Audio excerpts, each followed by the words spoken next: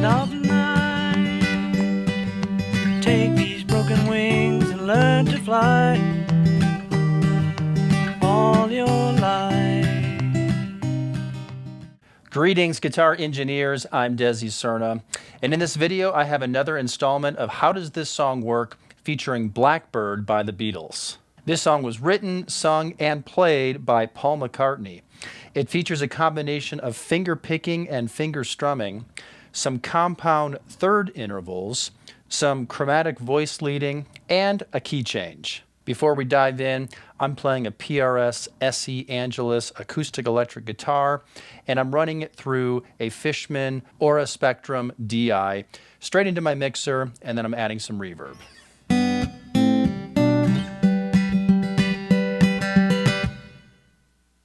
Okay, let's get started. So this song is in the key of G. So you want to think about everything revolving around a G chord, and you want to think about the G major scale. You also want to think about the harmonized major scale and its major-minor numbered sequence, like I teach in Fretboard Theory, Chapter 6. 1, 2, 3, 4, 5, 6, 7, 1. So at the beginning of the song, you're just climbing up the scale using some compound thirds. So first you can think about playing the scale as just regular thirds. That would be, G with B, A with C, B with D, and so on.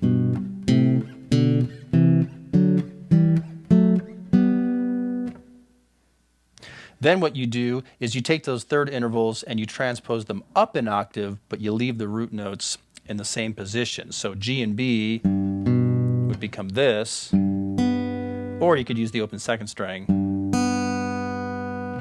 and then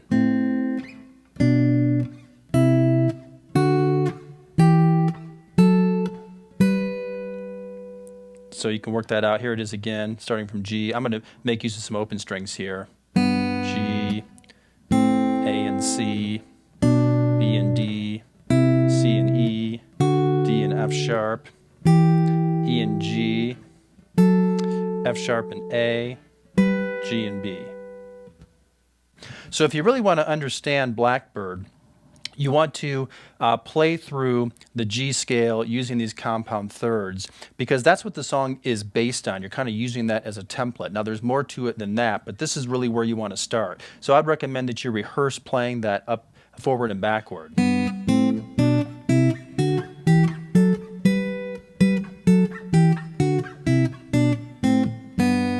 Think about the major and minor sequence and visualize the pattern that those notes make on the fretboard. These compound third intervals can also be thought of as tenths. When you count from G to B, and B is in the next octave, it's actually 10 steps in the scale. 1, 2, 3, 4, 5, 6, 7, 8, 9, 10. And that remains true as you continue to move through the scale. Your root note and then its major or minor third are always 10 steps apart. So some people call these tenths. Okay, now let's listen to the top of the song.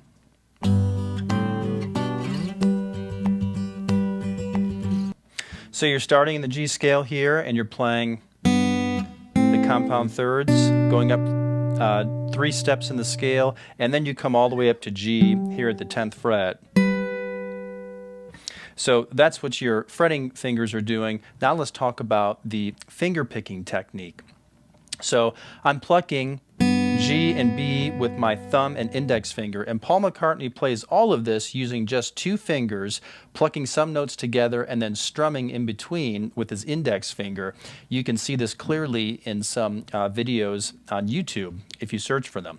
So beginning here with G, you're going to pluck with your thumb and index together.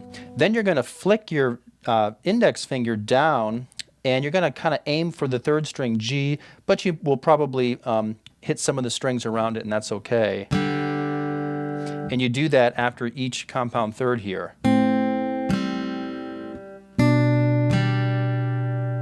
You put it together and it sounds like this. So you pluck together and then a little flick. Okay, next you're going to come all the way up to the 10th fret here. And then at this point, you play things a little bit differently. In this case, you're plucking together, and then you have some down-up strumming, then your thumb plays by itself, some up-down strumming. And so it's interesting how it's a combination of finger picking, but then kind of strumming at the same time.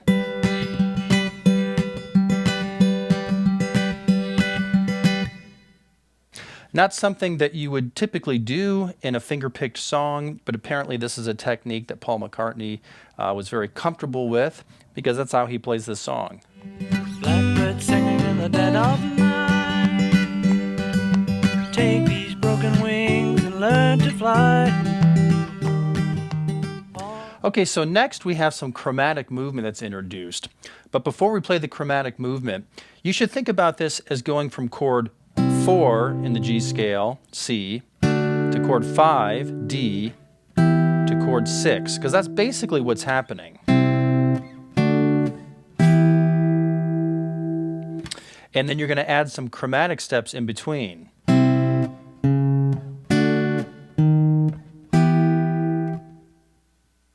All right, and then you're not going to play the full chords. You're actually going to continue to use those compound thirds or those 10th shapes. So C is just going to be, D will be like that too, and then E minor will be like that. And then when you put the chromatic steps in between, you got C, you have C sharp, and then you're going to put a G on top on the first string. D, D sharp with an A on top on the first string, and then into that E minor there.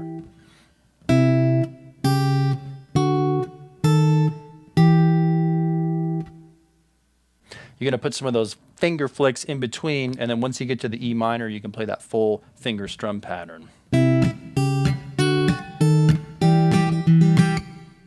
to fly all your life. You were only waiting for this moment to arise. All right, so we left off with this E minor shape here. And basically, you're going to go backward, think about the scale, and you're going to add some chromatic steps in there.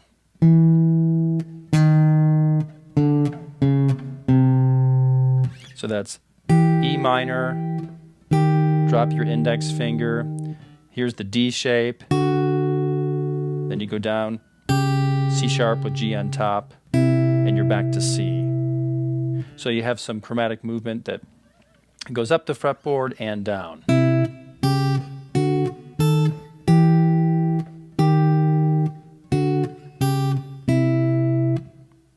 With the finger in there as well.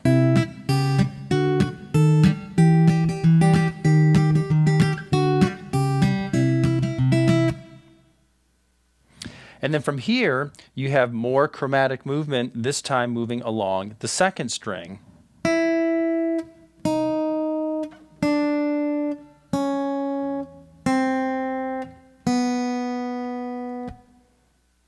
So this song is clearly in the key of G, but it has many notes that are not actually in the scale, but they're kind of like little stepping stones between the notes that are in the scale. And this is a very common composition technique called chromatic movement or chromatic voice leading or chromaticism. I talk about this in Fretboard Theory, Volume 2.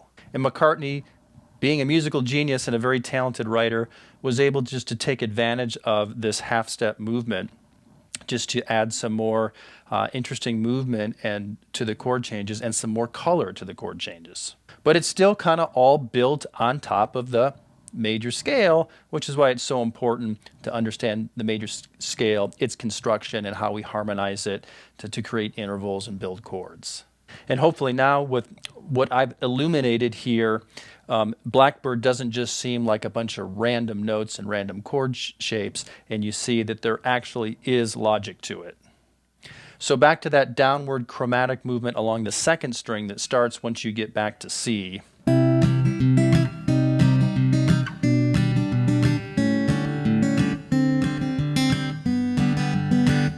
So that's C, the 4-chord C. Then you drop the note in the second string. That switches C to C minor. Then you take these two notes down. You can think of this as a G/B. And this is a very common composition technique where you have a 4 chord, then a minor 4 chord, and then it goes to the 1 chord. The minor 4 chord trick, which was very popular with the Beatles and used in several of their songs. If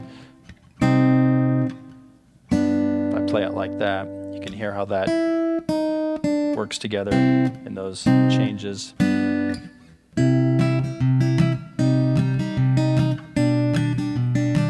From this G/B, the note in the second string goes down again. You play it with an open A. You could think of this as being part of an A7. From here, that note on the second string drops a fret again, and you play it with the bass note D. You could think of this as being part of a D7.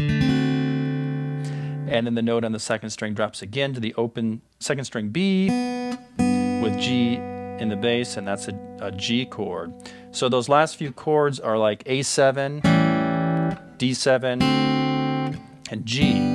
By number, that's 2, 5, 1. Very common movement here.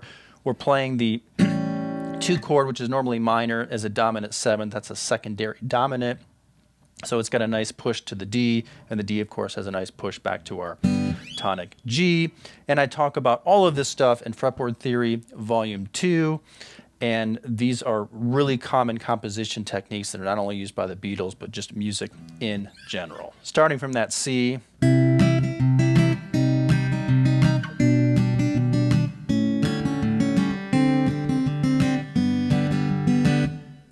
After this, McCartney kind of just tagged it a little bit.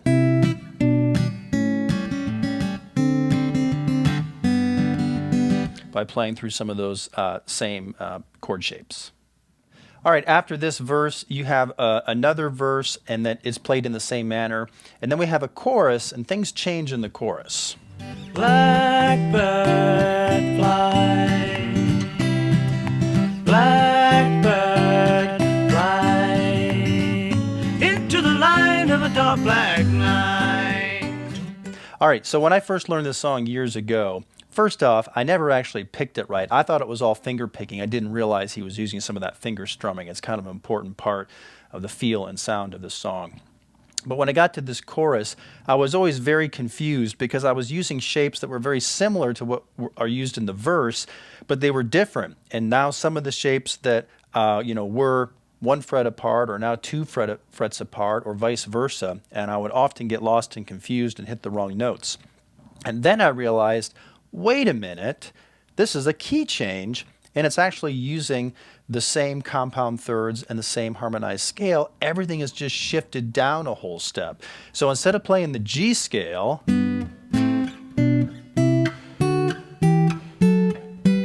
everything moves down a whole step to F.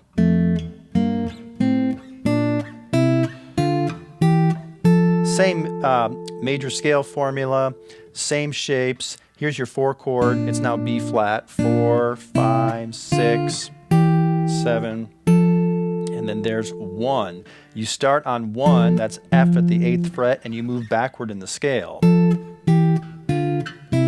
And since I was familiar with the major-minor sequence of the major scale, once I realized, oh, this is just shifting down a whole step to F, then it was easy for me to remember which notes to use and which frets to play at because I know this pattern so well. I start on F, and I'm going backward in the scale. Minor, minor, major, major.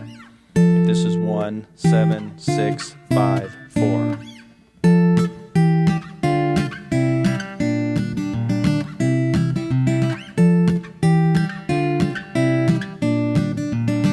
And then from here, McCartney very cleverly brings this back to the original key of G by following the B flat with that form of A7 that leads into D7 or a form of it, and then back into G.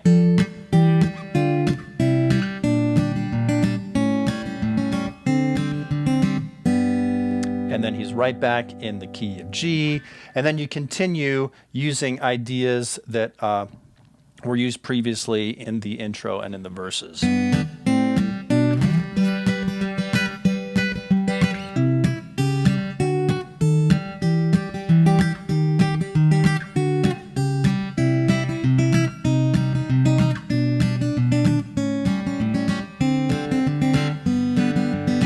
This is followed again by a chorus, so in my head I'm thinking about F at the 8th fret, and I'm thinking key change, and I'm following that major scale formula. And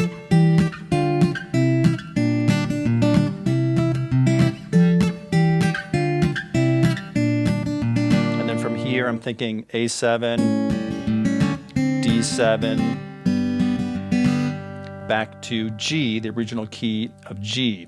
From here, there's kind of like a little interlude breakdown.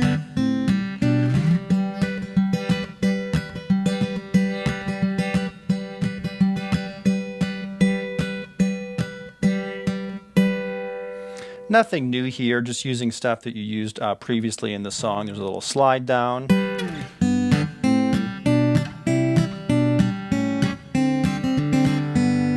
All right, again, nothing new here, just making use of things that you got introduced to earlier in the song. Climbing up the G scale with compound thirds. This time taking it all the way to C. Back down to, you can consider this B minor or G/B, A7, D7.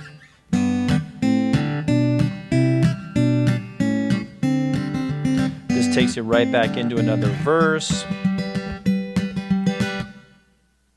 And then as you come out of that final verse, he just tags it a little bit at the end by repeating a portion of it. And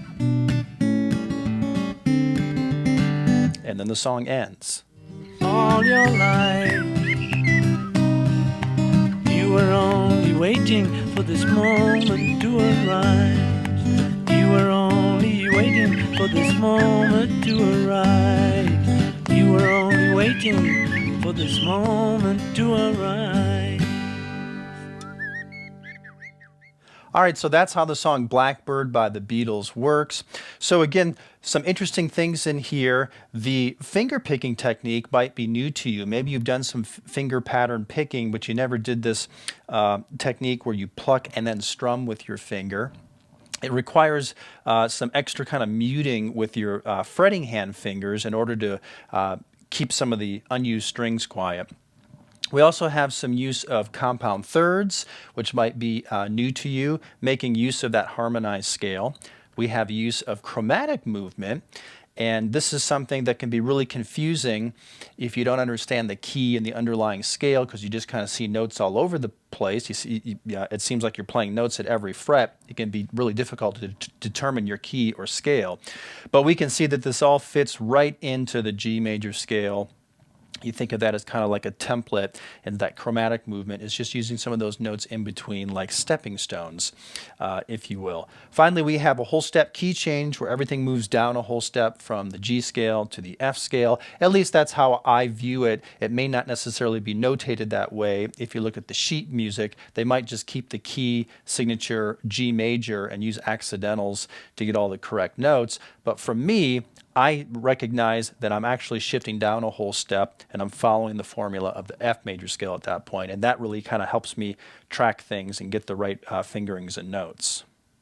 So if you found this video helpful, click like and leave me some positive feedback. If you have any questions or comments, post in the comments below and I'll reply. Maybe this lesson is just the sort of thing you need to be working on right now, or maybe your guitar playing needs attention in other areas.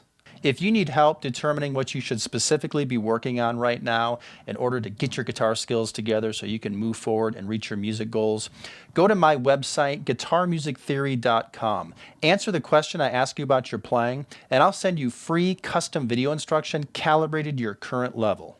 Whether you're a beginner just needing to learn the basics, or you're an advanced player that wants to learn more about music theory, or anywhere in between, I have a free course for you. I can help you fill gaps in your playing, understand more of what you do on the fretboard, move forward, and reach your music goals.